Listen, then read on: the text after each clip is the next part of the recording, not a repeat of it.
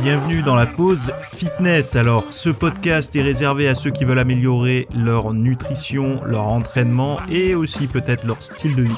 Donc, pour tous ceux qui me suivent depuis quelques temps déjà, vous pouvez me laisser une petite évaluation sur la plateforme de podcast de votre choix. C'est ce qui m'aide le plus. Allez, on démarre l'épisode.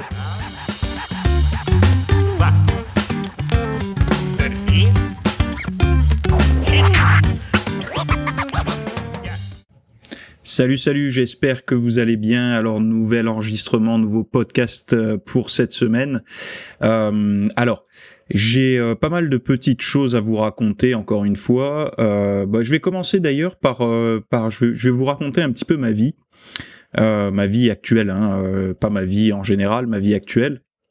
En fait, je me rends compte cette année que j'ai vraiment aucune difficulté, voire, c'est vraiment, il s'est passé quelque chose, je sais pas si je sais, mais j'ai des grandes facilités, entre guillemets, à rester avec les abdos vraiment bien dessinés.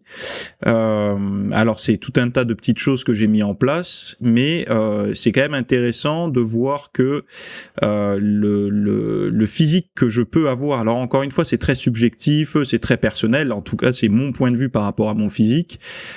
Cette année, en tout cas cet été, je n'ai pas de difficultés particulières compte tenu en fait de la situation, c'est-à-dire qu'on est en été, on est invité à droite à gauche, il y a parfois des grillades, il y a parfois des restos, il y a parfois des repas un peu caloriques, etc. Et en fait, j'ai mis en place un tel équilibre, un tel rythme de vie que je sais pas, il y a mes abdos qui restent bien apparents, mon physique répond bien, j'ai une bonne énergie, je me sens bien à l'entraînement, etc.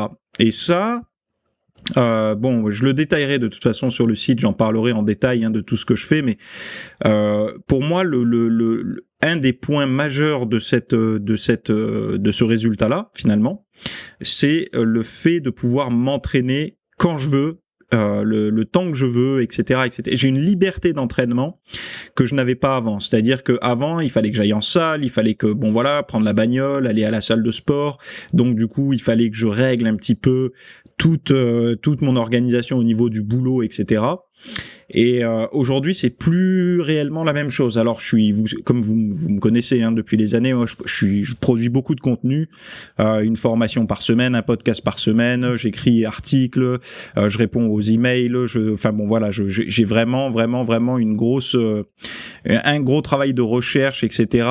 Au quotidien, et donc du coup, j'ai une discipline entre guillemets. C'est pas une discipline, j'aime pas le mot discipline parce que c'est dur à entendre, mais j'ai une organisation qui fait que tout est réglé. Et l'entraînement, aujourd'hui, pour moi, alors il a toujours fait partie de mon quotidien, il a toujours fait partie de mes priorités, etc. Mais il y avait parfois des moments, alors peut-être que toi tu vas te reconnaître si tu fais un petit peu comme moi, mais il y avait des moments où quand on tire trop sur la corde au niveau, par exemple, des tâches autres, annexes, on va dire boulot, vie perso et tout ça, où l'entraînement, on se dit merde, il va me rester pas beaucoup de temps pour m'entraîner, vite, on est un peu dans le stress, dans le speed, etc. Et ça met un petit peu un point noir dans le quotidien, quoi. Pas le fait de s'entraîner, mais le fait d'être contraint par des horaires, par un timing serré, etc. Et le fait de m'entraîner à la maison, ça enlève ça. Je sais pas comment l'expliquer, mais on n'a plus ce truc-là, quoi. Mais bon, là où je voulais en venir avant de démarrer l'épisode, les questions que vous m'avez posées avant de démarrer sur ça, je voulais vous parler rapidement d'une image de ce que je peux voir un petit peu autour de moi par rapport à cette période où on commence à s'éloigner du confinement là actuellement, même s'il y en a qui commencent à reparler. Il y a les masques qui vont revenir, etc. Donc il va falloir reporter des masques et tout. Et moi je me rends compte d'une chose. Alors peut-être que toi tu vas te reconnaître dedans, mais l'état d'esprit des personnes qui faisaient de la muscu avant le confinement n'est plus le même aujourd'hui après le confinement. C'est-à-dire qu'il y a beaucoup de personnes qui sont un peu dans une sorte de brouillard, je sais pas, ils ont plus d'entrain à faire du sport, à s'entretenir. Il y a plus le même rythme, ils sont sortis de leur ligne en fait. Ils arrivent pas à y retourner dedans, ils se rendent compte en même temps que c'est pas vraiment fini cette histoire de virus. Ils y arrivent pas. Et en fait, je vais vous donner une petite image qui m'est venue en tête par rapport à ça. Et dites-vous bien une chose, c'est que c'est normal que vous vous sentiez pas bien. Enfin, en tout cas, ceux qui ressentent ça, vous vous sentez pas forcément dans vos baskets en ce moment, alors que ça soit au niveau moral et tout ça, parce qu'en fait, vous êtes sorti de votre ligne. Et ça, c'est important de savoir que si vous sortez de votre ligne, vous perdez vos repères. En fait, de faire au quotidien des choses qui vont dans le sens de vos envies, dans le sens de ce que vous attendez, entre guillemets, de vous-même, ça permet finalement de nettoyer des tas d'anxiété dans la vie. Et d'ailleurs, pour faire un petit parallèle avec les héros spartiates un petit peu de l'Antiquité, les chefs d'armée à l'époque, ils faisaient en sorte d'occuper leurs soldats, parce que si jamais avant une guerre ils les occupaient pas, ils les laissaient un petit peu aller à la rêverie, à la rumination et tout ça, ils devenaient anxieux, ils commençaient à développer de la peur. Donc ils les occupaient, ils les entraînaient, ils les faisaient se coiffer, se raser la barbe, etc. Enfin, pour qu'ils s'entretiennent. Et donc ça meublait, en fait, ils restaient dans une forme de dynamique et l'anxiété n'arrivait pas. Finalement, ils restaient sur leurs objectifs. Et en fait, c'est un petit peu ce qui se passe en ce moment. Donc, l'image que je voulais vous donner, c'est que, en fait, on était tous, nous sportifs, tous, toi, moi, tout le monde, tous ceux qui font de la musculation, on était depuis des années sur une sorte d'autoroute. En fait, c'était fluide, on savait ce qu'on faisait, on était sur une autoroute, on va dire en vitesse de croisière, peut-être même en régulateur, tu vois. On avançait. Sans trop de problèmes, tu vois. Bon, des fois, il y avait des intempéries, donc il fallait ralentir un peu. Des fois, il faisait beau, on pouvait accélérer, il y avait peu de monde sur la route. Bon, voilà, c'est un petit peu ça l'image de notre style de vie avec la musculation, avec l'entretien de notre corps, etc. Et puis, bon, en roulant comme ça, d'un coup, boum, un énorme carnage s'est produit sur l'autoroute en face de nous. Donc voilà, il y a eu un accident monstrueux. Ben ça, c'était le coronavirus. Tu vois, le virus qui est arrivé en France, qui est arrivé sur la planète, et pas que en France, et ça a fait un gros carton. Donc il y a des gens, ben voilà, ils se sont engouffrés dedans. Malheureusement, je sais que parmi toutes les gens que tu connais, enfin moi en tout cas c'est le cas, moi il y a des personnes autour de moi, je sais, il y a des personnes qui sont décédées, il y a des personnes qui l'ont chopé, qui ont survécu, mais je pense qu'on connaît tous plus ou moins aujourd'hui une personne qui est passée malheureusement. Donc ça, ce sont des personnes qui sont tombées dans ce carambolage, qui ont pu, qui n'ont pas pu l'éviter. Et en fait, toi, si tu peux m'écouter aujourd'hui, c'est que tu as réussi à l'éviter. C'est-à-dire que tu étais sur ton autoroute, il y a eu ce carambolage en face de toi, ce corona là qui est arrivé, et toi tu as réussi à sortir. Donc tu as tapé la glissière, t'es sorti, mais en ce moment, ben voilà, après t'as voulu l'éviter, t'es allé dans le champ. Tu vois, t'es allé dans le champ, dans la broussaille qu'il y avait sur le côté. Et le problème aujourd'hui, ben c'est ça en fait. On était sur une autoroute, donc on s'entraînait, tout était bien, vitesse de croisière et tout. Et puis il y a eu ce carambolage, ce fameux corona qui est arrivé. On a tapé la glissière, on est sorti de l'autoroute et on est un petit peu dans le champ, dans cette boue, dans cette terre, on est embourbé. Et il y a des personnes qui, ben voilà, ils avaient un gros SUV, tu vois, un 4 roues motrices. Ils ont réussi à en sortir de ça parce que par la volonté, la niaque et tout, ils ont réussi à en sortir, à repartir sur l'autoroute, à se remettre en selle. Et il y en a d'autres, malheureusement, ben ils avaient des petites berlines, tu vois, des tractions avant, et puis ils sont en train de s'embourber, ils n'arrivent pas à en sortir. Et c'est vraiment cette image que j'ai des personnes qui n'arrivent pas à se remettre sur leur ligne de conduite entre guillemets. C'est vraiment, ils sont ce virus là, ça les a fait dévier de leur trajectoire. Ils étaient dans un rythme, tout allait bien et tout, vitesse de croisière, régulateur, etc. Ils ont tapé la glissière, ils sont sortis, ils sont dans la boue, ils sont dans le champ, tu vois, à côté de l'autoroute, et ils sont là, boum, ça patine, mais ils n'arrivent pas à avancer, ils n'arrivent pas à retrouver le chemin de la route. Mais en fait, parce que certainement, ils utilisent la mauvaise technique. La mauvaise technique, c'est qu'ils appuient à fond sur l'accélérateur et ils patinent. Et en fait, quand l'image que je voulais donner par rapport à la muscu, c'est ça, c'est que actuellement, il y a beaucoup de gens qui ils n'acceptent pas de reprendre s'ils ne peuvent pas être comme avant à fond, c'est-à-dire le pied à fond sur l'accélérateur. Alors que non, il faut y aller peinard, il faut y aller tranquille, il faut mettre le pied un petit peu tranquille sur l'accélérateur. Tu demandes même à un pote qui pousse ta bagnole derrière, donc ça va être quoi? Tu vas demander à un ami, viens, on retourne à la salle tranquillement, on se met pas la pression et tout. Et voilà, en fait, il y en a qui vont prendre pour un fou avec cette image, mais c'est vraiment comme ça, moi, que je perçois, en fait, que j'image la situation dans laquelle on est actuellement. Et comme je disais tout à l'heure, il y a des personnes les plus motivées, même les mieux équipées, ou alors les personnes qui avaient le plus de facilité, ils ont pu retourner, tu vois, ils avaient le gros SUV, ils ont réussi à retourner sur l'autoroute, à sortir de cette boue, à se désembourber. Ils se sont rendus compte que d'ailleurs, l'image qu'ils pouvaient avoir de la difficulté à s'y remettre et tout, c'était que flou, parce que comme je vous disais tout à l'heure, c'est vraiment quand on sort de cet axe qu'on est hors de l'autoroute, entre guillemets, hors de cette voie où on était à l'aise. En fait, c'est là où en fait on perd nos repères. On n'arrive plus à savoir si, bon, est-ce que j'ai envie, pas envie, etc. Parce qu'on n'est plus dans notre dynamique. Il faut au début se forcer à retourner sur l'autoroute. Et ça reviendra progressivement. C'est-à-dire que tant que tu es dans le champ, tu ne peux pas savoir si ça va aller. Il faut vraiment que tu retournes sur l'autoroute pour te rendre compte, putain, mais c'est ça qui me manquait. C'est pour ça que j'allais pas bien depuis la fin de ce confinement de merde. C'est pour ça que j'allais pas bien, que j'arrivais pas à retrouver cette énergie et tout. Mais en fait, c'est tout simplement parce que le style de vie, on est revenu à un style de vie un peu anarchique où on sait pas trop ce qu'on doit faire.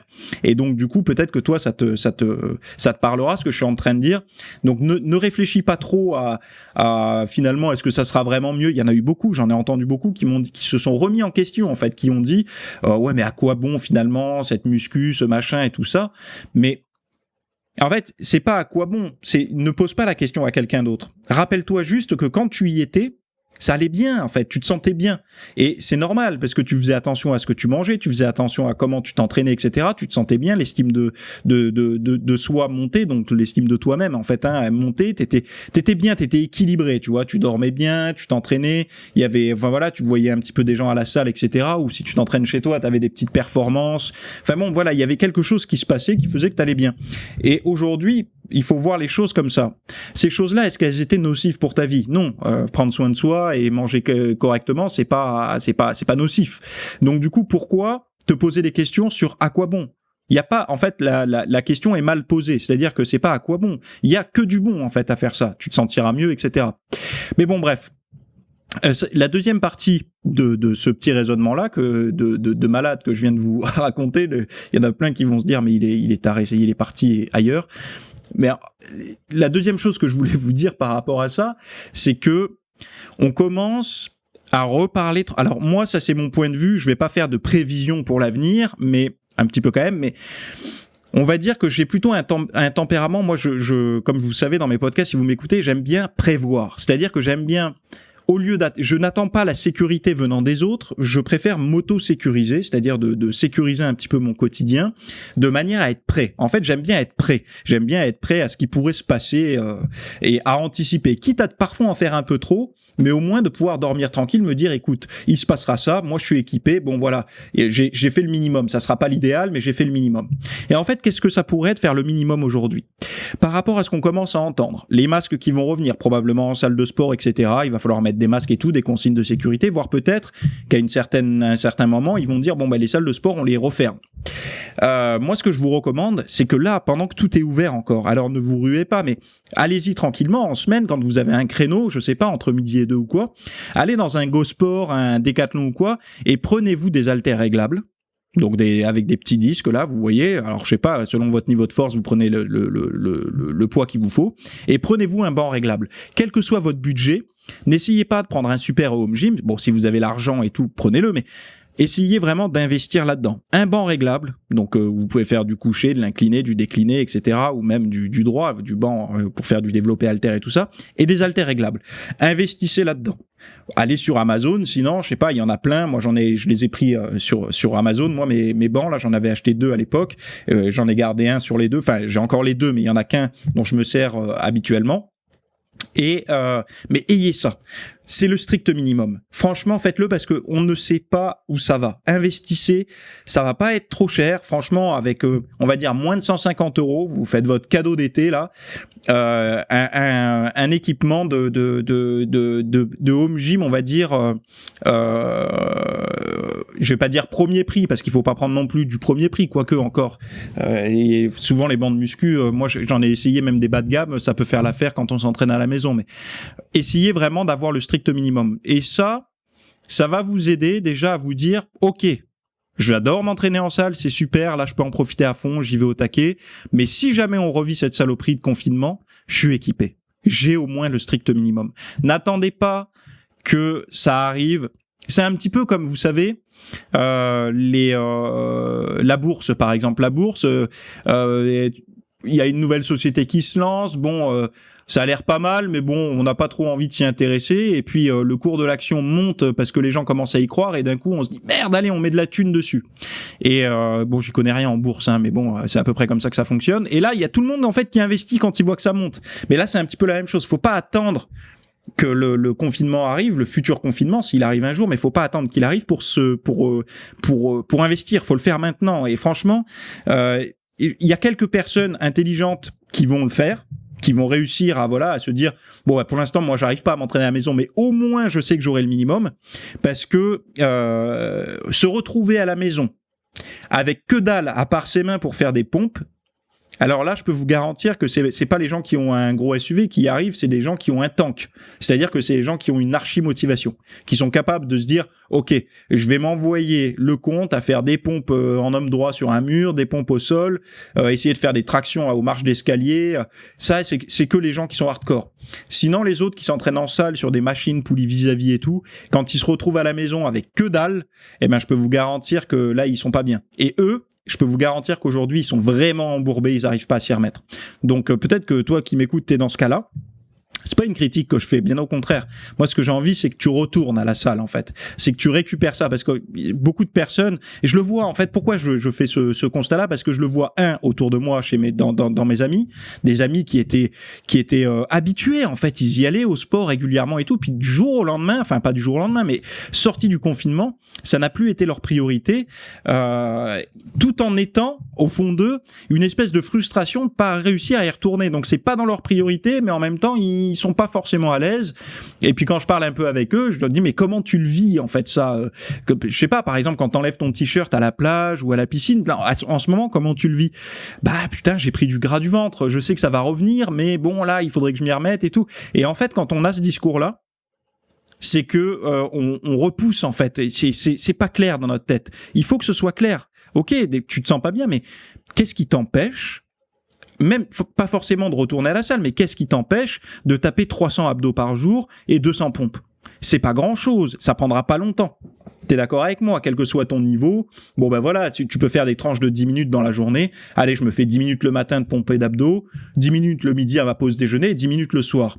C'est pas énorme, c'est un petit rituel. Tu te dis à chaque fois que je vais passer à table ou à chaque fois que je cuisine mon truc, ben pendant que ça cuit, je fais ça. Ou alors juste avant la douche, je fais ça. Enfin bon, bref, chacun trouve son rythme. Et en fait, ça c'est une aide. Pour moi, c'est ce que j'appelle le starter. Le starter dans le sens où les gens, ils remettent le pied à l'étrier. Ça, en fait, ils récupèrent confiance en leur corps parce que la période de confinement a été quand même relativement longue. Plus, on ajoute à ça la période de post-confinement où les gens n'ont pas repris. Donc là, la fin du confinement, c'était quand? En mai, on est en juillet, donc ça veut dire qu'il y a certaines personnes, là bientôt, ça va faire 5-6 mois qui ne sont pas entraînées. Et ces personnes-là, si on les remet en salle tout de suite, elles vont complètement démoraliser parce qu'elles vont, par automatisme des années passées en salle, essayer de mettre leurs 100 kilos au développé couché, leurs 300 kilos à la presse à cuisse, et elles vont se rendre compte qu'il y a une tonne, quoi, qu'elles ont perdu en force et tout ça. Alors que si elles se remettent en selle, alors ça c'est que la force, mais il y a également la condition physique, c'est-à-dire que la capacité de résistance, d'endurance et tout, vous allez vous essouffler vite, votre palpitant il va monter au taquet et tout. Alors que si vous gardez cette forme physique, cette condition physique, ça se passera pas. En fait, vous aurez une forme de... Vous savez que vous êtes prêt, entre guillemets, à y retourner. Voilà. Bon, j'avais juste envie de faire un petit récap sur ça. Je vois que j'ai pas mal traîné sur le sujet, mais on va quand même passer aux questions. Alors, juste avant de démarrer les questions, j'avais envie de vous parler de ce que j'ai sorti ce week-end sur le site. Alors, quelque chose qui va certainement vous plaire, parce que justement, ça va un petit peu dans le sens de ce que je viens de vous exposer à l'instant. En fait, ce week-end, j'avais envie de sortir. Alors, ceux qui ont dû voir, ils ont dû recevoir l'email. Si vous n'êtes pas abonné à mes emails, franchement, faites-le, parce que j'envoie des petites... Déjà, je poste des photos et des conseils que je ne poste pas sur Instagram ou sur Facebook. Et en plus, vous avez accès aux formations que je sors chaque semaine.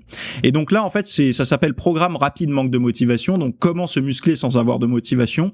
Alors, le titre, il est un petit peu putaclic, comme on pourrait dire, mais bon, le but, c'est d'attirer les gens pour qu'ils voient un petit peu le fruit de mon travail.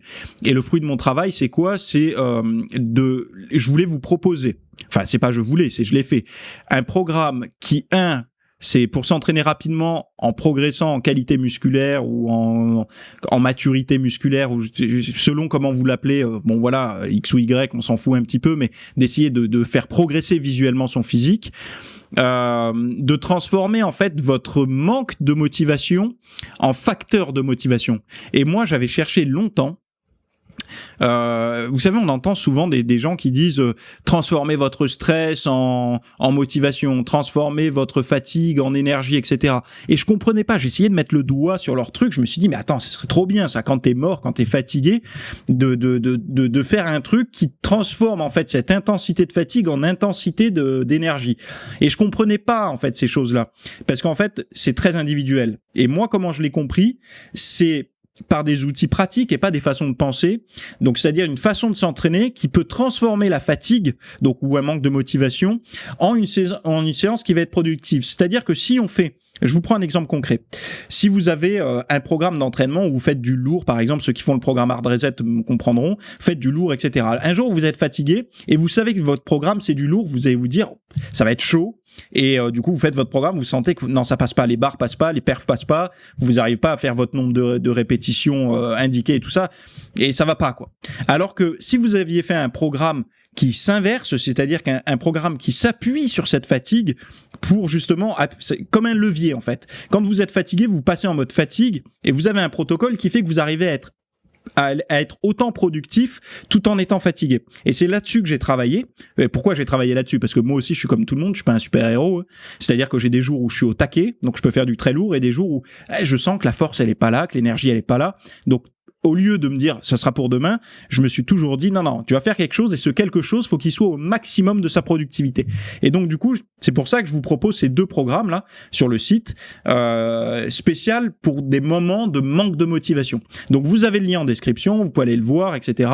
Vous accédez au programme, ils sont en PDF plus la vidéo qui dure 45 minutes. Enfin bon bref, vous avez tout, et ça vous permettra d'ailleurs dans cette situation là actuelle de justement de ne plus avoir ces séances de merde en fait où vous vous imposez de faire les séances où vous êtes au top alors que c'est un moment où vous n'êtes pas au top, et justement il y a un protocole pour quand on n'est pas au top.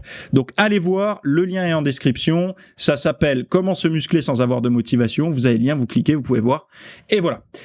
Alors, les questions du jour. Quelles sont les questions du jour ? Les questions du jour, elles sont les suivantes. Alors, bonjour Théo, alors voilà, j'ai 17 ans et je fais de la muscu depuis 3 ans. Et du street workout, et je voulais savoir si le fait de s'entraîner tous les jours en sèche en PPL, donc push-pull legs. Alors push-pull legs, pour ceux qui connaissent pas, c'est une séance push. Alors c'est des mouvements push, c'est quoi ? C'est pectoraux, triceps, épaules quand on pousse, bien sûr, parce qu'il y a des épaules où on tire. Après, il y a les séances pull, donc c'est là où on va tirer. Donc ça va être quoi ? Ça va être les tractions, ça va être les rowing, ça va être les curls, ce genre de mouvements-là. Et après, on a legs, donc les mouvements pour le bas du corps. Donc voilà, est-ce que tous les jours en sèche en PPL permettrait de mieux sécher, et s'il y avait un risque de surentraînement ? Merci. Alors c'est intéressant cette question, je vais y répondre d'une façon un petit peu bizarre, mais ça sera la façon la plus cohérente à mon sens d'y répondre. Sache une chose, c'est que tu peux te surentraîner avec un seul entraînement par semaine. Pourquoi je dis ça ? Parce que en fait, le surentraînement n'est pas lié à ton entraînement réel. Parce qu'en fait, c'est parce qu'il y a le mot surentraînement dedans que les gens pensent que c'est l'entraînement. Mais en fait, le surentraînement, faudrait dire plutôt la sous-récupération. Si tu récupères bien, tu ne devrais pas tomber dans le surentraînement. Exemple, un sportif de haut niveau s'entraîne à peu près entre 5 et 8 heures par jour, n'est pas en surentraînement. Pourquoi ? Parce que 1, il a une récupération du tonnerre. 2, il a un style de vie du tonnerre. 3, il a une nutrition, un sommeil, tout ce que tu veux. Enfin, toutes ces choses-là sont bien réglées. Des kinés, des physiothérapeutes, etc., qui sont au top autour de lui. Donc, du coup, toute sa récupération est au maximum. Donc, du coup, il peut pousser extrêmement loin son entraînement. Les sportifs qui ressemble le plus à une période de sèche, ça va être les sportifs qui sont dans des catégories de poids. Donc ça va être quoi ? Ça va être le judo, la boxe, enfin voilà, tous ces sports où on est en catégorie de poids. Ces sportifs-là, c'est pareil, ils s'entraînent énormément. Et pourquoi ils y arrivent et avec beaucoup plus d'entraînement que du push-pull legs, etc. Même chose, ils ont tous les facteurs de récupération autour qui sont au taquet. Donc du coup, toi, par rapport à ce que tu m'as raconté là, bon déjà t'as 17 ans, t'es censé quand même avoir des grosses nuits de sommeil et j'appuie fortement sur la qualité de ton sommeil. Sache qu'à 17 ans, ton sommeil n'est pas encore le même que celui que tu vas avoir quand tu seras adulte. Tu as plus de sommeil NREM, N-R-E-M, donc je t'invite à regarder un petit peu ce que c'est qu'un adulte. Donc du coup, vraiment ton sommeil, il faut qu'il soit correct, bien. Le sommeil est un énorme facteur de surentraînement. C'est-à-dire que si tu dors mal, tu peux te surentraîner rapidement. C'est pour ça que je dis on va dire dans les extrêmes, une personne qui a une récupération pourrie, mais vraiment pourrie, mauvaise nutrition, mauvais sommeil, beaucoup de stress, etc., aucune rythmicité dans ses habitudes de vie, cette personne-là, avec un entraînement par semaine, elle peut tout doucement, semaine après semaine, planter le clou du surentraînement dans la table, quoi. C'est-à-dire qu'elle va de plus en plus se fatiguer. À l'inverse, si tu as tous les voyants au vert, c'est-à-dire que toi, tu me parles de l'entraînement, là, mais en aucun cas, tu me parles de ta nutrition et tout, il faut que tu prennes conscience que si tu fais toutes ces choses bien au niveau de la récupération, tu n'es pas censé te surentraîner. Après, ce genre d'entraînement, bon pourquoi pas, t'as 17 ans, tu peux faire du push-pull legs. À mon sens, ce genre de programme, c'est plus un style de programme pour des gens qui veulent pas non plus aller à outrance dans le développement de la masse musculaire, etc. Quand je dis à outrance, c'est d'aller vraiment chercher à développer leur physique. Ils veulent vraiment avoir un physique athlétique et tout, mais et puis surtout, c'est une forme d'entraînement qui peut leur plaire. Ils ont l'impression qu'avec ça, ils vont doubler l'entraînement des pecs et tout dans la semaine. Mais bon, ça, en fait, il faut être rationnel par rapport à ça. Quand tu fais du push-pull legs, tu fais 2 exos de pecs, 2 exos de triceps et 2 exos d'épaule dans ta séance push, et puis tu l'as fait par exemple le lundi et le jeudi. En fait, y en a qui disent ouais, mais au moins tu fais 2 fois chaque muscle par semaine. Ouais, mais non en fait, parce que oui peut-être, mais si tu faisais ta séance pec le lundi et que tu te faisais 4 ou 5 exercices de pec, l'intensité, le volume d'entraînement, c'est pareil en fait. Tu tapes dans la même journée plus fort sur tes pecs, le volume d'entraînement tu le fais plus. À mon sens, ça serait plus si tu fais une séance avec 4 ou 5 exercices de pec le lundi et tu refais ça le jeudi, là on peut réellement parler de 2 fois par semaine un même muscle, machin. Mais en PPL, le problème c'est que c'est juste éclater un volume d'entraînement sur plusieurs séances au lieu de l'avoir concentré. Donc, en fait, quand les gens disent il faut doubler un même muscle par semaine, moi je pense plutôt aux entraînements à l'ancienne des champions style Arnold et tout, qui faisaient pec dos le matin, épaules, biceps, triceps le soir, admettons, et puis recommencer 2 ou 3 jours après, etc. Ça, à mon sens, oui, c'est plus, on est plus là dans la dimension vraiment, on essaye de faire les choses hardcore. Mais du PPL 2 fois par semaine, chaque muscle, c'est pas forcément, moi ça m'impressionne pas. J'ai pas l'impression de faire plus quand je fais ça que quand je fais des grosses séances en split 1 fois par semaine. Donc c'est toujours une question d'intensité, de reps, de séries, de volume d'entraînement pour chaque groupe musculaire, quoi. Bon bref, ça n'est que mon point de vue, encore une fois, qui n'est certainement pas partagé par la majorité des gens, mais moi c'est comme ça que je vois les choses depuis mes années d'entraînement, etc. Mon expérience, c'est tout ce que vous voulez. Donc, non, tu n'auras pas de risque de surentraînement si tu as une bonne récupération. Et oui, tu peux te surentraîner si ta récupération est médiocre. Donc, les indicateurs, ça va être fatigue, ça va être ta force, ça va être ton irritabilité, ça va être toutes ces choses-là. Mais sache qu'à 17 ans, ne fais pas trop de sèche extrême. Cherche plutôt à faire du sport et à manger correctement, mais mange à ta faim. C'est une période de ta vie qui est très anabolique, si je peux dire les choses comme ça. Profite, fais de la viande, fais de la masse. À moins que tu sois obèse et que tu aies besoin de perdre beaucoup de kilos. Dans ce cas-là, perds ton surpoids, mais après, ne perds pas de temps dans les sèches. Entraîne-toi, mange sainement. Quand je dis sainement, ça veut dire les produits. N'écoute pas les youtubeurs qui te recommandent de manger du moment que ça rentre dans tes macros. Si tu veux t'autoriser des conneries, fais-le. Moi, je te recommande pas de faire ça parce que tu vas te conditionner. Tu vas conditionner ton esprit à ce que la nutrition saine, ça soit plus ou moins ça. Toute une question de macros et de valeurs caloriques du moment que ça rentre dans tes machins là. Ça n'est pas ça la nutrition saine. La nutrition saine, c'est des micronutriments, c'est de la qualité nutritionnelle, et mieux vaut que tu te concentres sur ça et que tu oublies un petit peu tous ces chiffres de macro et tout ça. Concentre-toi plutôt sur ta qualité, ce que tu mets dans ton assiette. Ok, aujourd'hui dans mon assiette il y a ça, ça, ça. Et ben qu'est-ce que ça m'apporte? Par exemple les légumes, ta protéine et tes glucides. Ok, ça, est-ce que ça m'apporte de l'énergie? Ça m'apporte de la reconstitution des tissus. Ça va m'apporter des fibres. Essaye de voir plutôt les choses comme ça, parce que ça veut pas dire que tu pourras plus t'autoriser des saloperies. Ça voudra dire que tu vas savoir à quoi ça sert. Les saloperies, c'est pour se faire plaisir de temps en temps. C'est Noël, c'est ponctuel, c'est le week-end, c'est quand tu vas au resto, c'est quand tu vas en paillote avec tes amis, c'est quand tu décides de te faire un fast-food de temps en temps après un ciné avec ta chérie. C'est ça les plaisirs. Quand tu commences à avoir besoin de mettre des plaisirs au quotidien dans ta vie, il y a un problème. Ça veut dire que t'as pas encore compris que c'est pas ça en fait le plaisir. Le plaisir, c'est d'être capable de franchir des obstacles, d'être capable de te construire un physique, d'être capable d'aller de l'avant en fait, de créer des choses. C'est ça en fait le bonheur, le plaisir, c'est là-dedans. Quand le plaisir, tu te dis ok, j'ai une vie de merde, j'ai une journée de merde. Bon, mais c'est pas grave puisque ce soir je me décongèle une pizza, donc tout va bien. Bon, j'ai pas envie d'avoir cette vie-là personnellement et je pense que toi non plus. Tu vois, donc il faut pas trop. En fait, le problème c'est quand on attribue beaucoup de plaisir à ce genre d'aliments. La problématique qui va y... Là je dérive, hein. Vous voyez comme je pars dans le là je pars dans le champ en fait. Vous voyez, je suis sorti de l'autoroute de la question. Quand on dérive en fait avec ce genre de notion de plaisir, etc. La problématique c'est que finalement on ancre tellement que chaque jour on peut avoir du plaisir en mangeant mal, qu'après on a du mal à aller chercher du plaisir dans des choses un petit peu plus difficiles où ça demande un petit peu plus de volonté.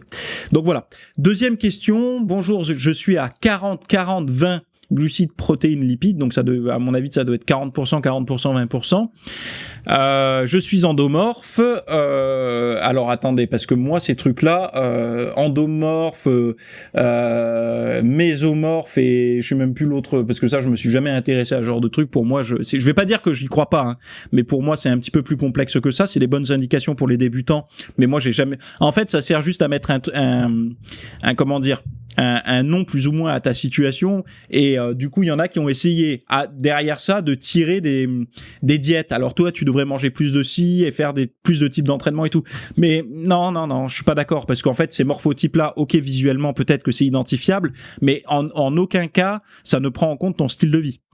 Tu peux toujours extrapoler en disant ouais, mais en général c'est des personnes qui vont être moins actives. Non, il y a des personnes qui sont super surpoids et qui sont super actives, et c'est pas sur en fait leur niveau d'activité qu'il faut agir, mais sur d'autres choses. Donc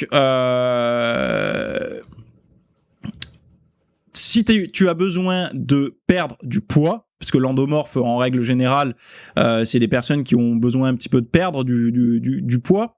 Parce que là, je lis rapidement, l'endomorphe est caractérisé par un visage arrondi, un corps étroit, une tendance à la rondeur et à la prise de gras. En gros. Donc, si toi, tu te catégorises là-dedans, je crois que c'est ce que tu m'as dit, hein, tu m'as dit que tu étais endomorphe. Donc voilà, 40-40-20. Donc déjà, tu vois, il y a une incohérence pour moi, parce que t'as beaucoup de glucides, t'as autant de glucides que de protéines, et assez peu de lipides. Moi, tu sais que si tu m'écoutes, c'est pas du tout mon point de vue. Je sais qu'il y en a qui partagent le point de vue que tu as l'air d'utiliser, mais moi, c'est pas le mien. Donc déjà, tu vois, là, je suis un peu en désaccord. Premier point. Mais encore une fois, c'est individuel, c'est-à-dire qu'il faut attendre de voir un petit peu que je lise la suite de ton raisonnement. Je suis en déficit calorique, donc je fais 6 séances de sport avec cardio escalier en haute intensité. Je brûle beaucoup, mais je n'arrive pas à perdre mon bas du ventre et mes poignées d'amour. Donc dois-je persévérer ou changer de méthode? Merci pour tout. Tu sais, Einstein, il disait l'idiot, c'est celui qui continue à faire les mêmes choses en attendant des résultats différents. Je dis pas que t'es idiot, mais je dis juste que peut-être que les connaissances que tu as en termes de nutrition sont très bonnes, mais tu peux avoir des très bonnes notions en nutrition, et je pense que tu en as, puisque tu commences quand même à tu vois, quand tu mets des notions comme ça, c'est que tu commences à avoir une certaine compréhension, en tout cas par rapport à la moyenne des gens. T'es quelqu'un qui sait des choses sur la nutrition, mais peut-être que t'as le bon protocole, mais pas pour toi en fait.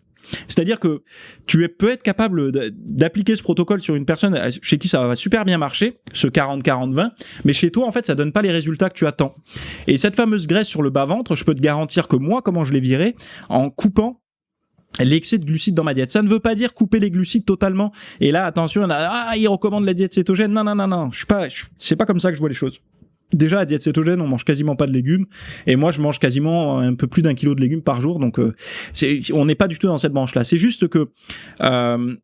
et ça veut pas dire non plus augmenter les graisses à outrance, parce que les graisses à outrance, souvent les gens, ils ont tendance à dériver et du coup à prendre un peu trop de graisses saturées, et ça peut engendrer de l'inflammation et de la résistance à l'insuline. Donc c'est pas forcément ce qu'on peut rechercher aussi quand on est en diète de perte de graisse, et même tout court. Donc du coup, c'est juste qu'il faut calmer un petit peu tes sources de glucides, mais surtout, il faut chercher à comprendre si ta diète fonctionne. C'est-à-dire que moi, un bon indicateur de diète, c'est quand même la faim. La faim, c'est un putain d'ami qu'on a au quotidien, et les gens en fait cherchent à la fuir. Mais c'est pas une bonne idée, parce que fuir la faim quand on est au régime, c'est contre-productif. Et il y en a qui vont dire non, mais moi j'ai trouvé la technique pour ne pas avoir faim au régime. Mais tu peux ne pas avoir faim au régime, en fait, de ne pas subir la faim toute la journée au régime. Bien sûr, j'ai même fait des formations là-dessus. Mais si tu as des petits moments de faim dans la journée, par exemple l'après-midi pendant 10 minutes ou même 1 heure, tu vas avoir un peu faim, pour moi c'est un bon indicateur. Parce que si tu n'as jamais faim, ça indique quoi? Ça veut dire que jamais ton organisme, s'il est correctement configuré, ton organisme il te réclame jamais. Donc ça veut dire que ta glycémie ne baisse pas, et ça veut dire que ta gréline n'est pas produite. Donc ça veut dire que t'as pas d'appel de la nourriture. Donc pour moi, c'est quand même bizarre d'être au régime. C'est-à-dire au régime, c'est quoi un régime? Tout simplement, c'est on va demander à son corps d'utiliser ses graisses de réserve. Et le corps, il a pas envie. Quand tu commences à taper dans les réserves, il te donne faim parce que justement, il veut les préserver, ces réserves de graisse. Donc du coup, quand t'as faim, à un moment donné, il va switcher, il va se mettre en mode j'utilise mes réserves pour fabriquer, enfin pas pour fabriquer, mais pour les utiliser à des fins énergétiques. Mais si on fuit la faim au quotidien, eh ben on fuit un petit peu aussi la perte de graisse, ou en tout cas on la ralentit. Mais on va parler un petit peu peut-être ce week-end, là, on parlera du sommeil parce qu'il y a un rôle avec ça d'ailleurs. Mais donc voilà. Essaye d'abord de revoir un petit peu ta répartition. Au-delà de ton apport calorique total, essaye de baisser un petit peu ton apport en glucides. Ça ne voudra pas dire que tu vas augmenter ton apport en lipides, mais peut-être que tu vas regarder un petit peu du côté des protéines, mais peut-être que tu es tout simplement un petit peu trop haut au niveau des calories. Après, n'essaye pas de faire de la muscu à fond, du HIIT à fond, etc. Essaye plutôt de faire de la muscu à fond et du cardio basse intensité ou des abdos en série très longue, etc. Parce que ton but, toi, c'est pas de sécher globalement. Tu me dis ventre et poignée d'amour. Mon ventre et mes poignets. Donc, tu sais, fais attention, il y a beaucoup de personnes sur Internet qui disent que le mythe, c'est un mythe, la perte de graisse localisée. En fait, parce que pour eux, quand on leur dit perte de graisse localisée, ils pensent à, tu perds tout ton bide et tu gardes le gras ailleurs. Mais en fait, c'est pas ça. La perte de gras localisée, c'est aider à mobiliser les graisses qui sont stockées à un endroit. C'est-à-dire que tu vas bien sûr perdre de partout, mais tu vas encourager aussi, parce que tu as bien vu quand tu perds du gras, il y a des zones qui déstockent pas, et tu me le dis, j'arrive pas à perdre la graisse du bas-ventre, et certainement qu'il y a d'autres zones qui sont hyper sèches. Donc tu vois bien qu'on stocke pas localement pareil partout. Non, on stocke pas globalement partout pareil, et ça veut dire que localement il y a des différences. Donc ça veut dire que quand tu vas perdre de la graisse partout, mais vu qu'il y a des endroits où il y en a plus, eh ben, tu vas avoir l'impression qu'elle part moins vite.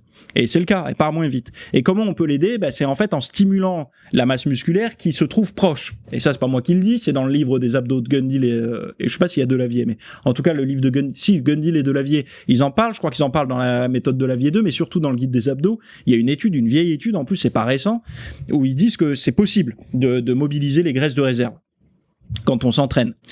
Donc, plutôt que de miser sur du HIIT, mise aussi sur un entraînement localisé. Par exemple, tu vas dire, je vais faire 1 heure travailler sur ma sangle. Donc, ça va être les obliques, ça va être les abdos, en série longue, du lourd, du léger, à la brûlure, à l'échec, en gainage, mais vraiment de travailler cette zone au taquet et de transpirer. Parce que beaucoup de personnes aussi ont des difficultés à faire la différence entre c'est du gras ou c'est de l'eau que j'ai. Et ça, le meilleur repère, c'est vous réveillez le matin, vous allez dans la glace de la salle de bain, vous regardez votre épaisseur de peau, est-ce qu'elle est la même 2-3 heures après? Et je vous garantis que moi, quand je le fais, je peux vous garantir que durant la journée, je fais un peu de rétention d'eau parce que le matin, j'ai les abdos beaucoup plus déchirés que par exemple l'après-midi. Et donc ça, c'est un bon repère de savoir que c'est pas de la merde, du gras que vous avez sur le bide, mais plutôt de la flotte. Et donc là, les indications, c'est plutôt d'essayer de la transpirer. et ou alors faire des séries longues comme ça parce que ça aide un petit peu à chasser cet excès d'eau que vous pouvez avoir sur le bide. Voilà. Donc je m'arrête ici pour ce podcast, j'ai trop parlé et j'en ai perdu la moitié. Donc sachez une chose, c'est que ce fameux programme Manque de motivation, il est disponible dans la description. Si vous voulez poser vous aussi vos questions dans les épisodes comme ça pour que j'y réponde, vous avez juste à aller voir le lien en description qui s'appelle Posez votre question ici et on se retrouve la semaine prochaine pour un autre épisode. Salut!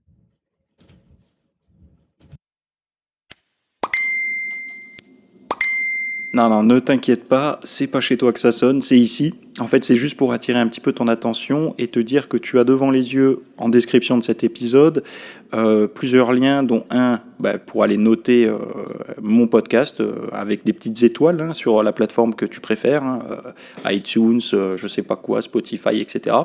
Mais également, tu peux aller retrouver tous les liens que j'ai cités dans l'épisode. J'ai essayé de faire des descriptions avec tous les liens, comme ça au moins ça vous donne des accès directs à toi et à tous ceux qui m'écoutent, de manière à pouvoir trouver directement le contenu. Donc voilà, j'espère que cet épisode t'a plu, n'hésite pas à t'abonner sur la plateforme de podcast que tu préfères, et c'est toutes les semaines à 8h du matin, le mardi. Bye bye.